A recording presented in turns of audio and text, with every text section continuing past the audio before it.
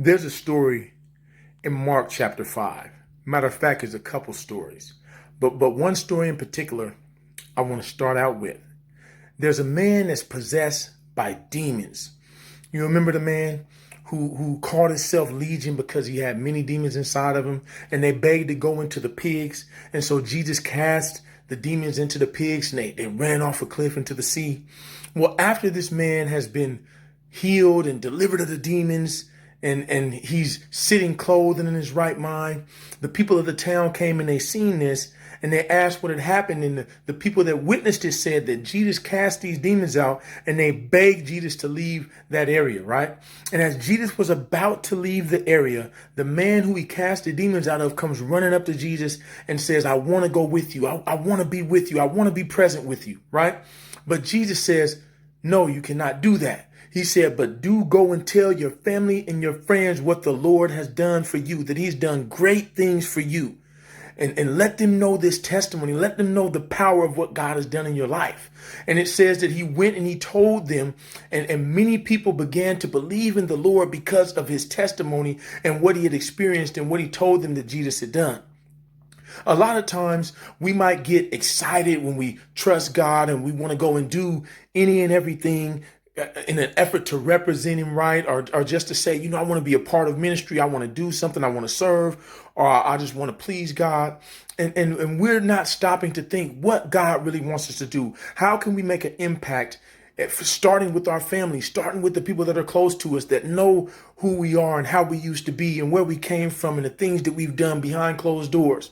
I mean, there's so many people that are committed to ministry and going and traveling to churches and preaching and doing music and all these things, but yet their home is in shambles. Their home is not built up in the faith. Their children are disobedient and disrespectful. Their spouses are unhappy because they have unbalanced relationships, or they're not completely committed, or they seem to be more committed to the ministry than they are to their marriage. I mean, there are a lot of issues in a lot of our homes and with a lot of our closest relatives and friends that I think that if we use the power of our testimony, the power of our transformation in Christ, and we relay the message of the gospel, not just in preaching it to our family members and loved ones, but in demonstrating the power of the love of God that's in us now by loving them and treating them right, showing them that they're a priority, that they matter, that they're the first ministry. And so when I'm called to be a pastor or a leader in the church, one of the things that is a requirement is that my home is in order. And my home doesn't have to be perfect, but that I'm teaching my children biblical principles, and that they're somewhat starting to get an understanding of that, or trying to cling to it, or they're behaving a little better, but that they will submit to my authority, that they will acknowledge that I'm the leader in the home. And so when we have established that, when we have been trained up in what I like to call a typical primary training environment in the house, when we can get trained up in that, it seasons us and equips us to be able to lead people more effectively and to serve in the right way. Jesus was giving him some game, and he was telling him, look, make sure you go and tell your family and friends about what the Lord has done for you. Let them see the change. Let them see the transformation, because he knew that would make an impact, and that would make an effect far beyond what he probably could have just done by just saying, let me run behind you and be a fan of Jesus instead of a follower of Jesus, by emulating Jesus and causing change in the place where I lay my head, or in the place where I roam, or in the place where people know me. Let me make an impact there first. And so right after that is when Jesus ends up healing the woman with the issue of blood who touched the hem of his garment, right? And so the amazing thing about it is that Jesus was walking, and she had probably heard stories about Jesus and heard about Jesus doing healings. And so she had faith enough to reach out, touch the hem of his garment. And as soon as she touched it, it says immediately her issue of blood was healed up, dried up, right? And it was completely healed and repaired. And power went out from Jesus. And Jesus said, who touched me? And the woman immediately eventually came up there and acknowledged that she had touched Jesus, because power went out from Jesus and she was completely healed. And she said that she had been healed of her issue, right?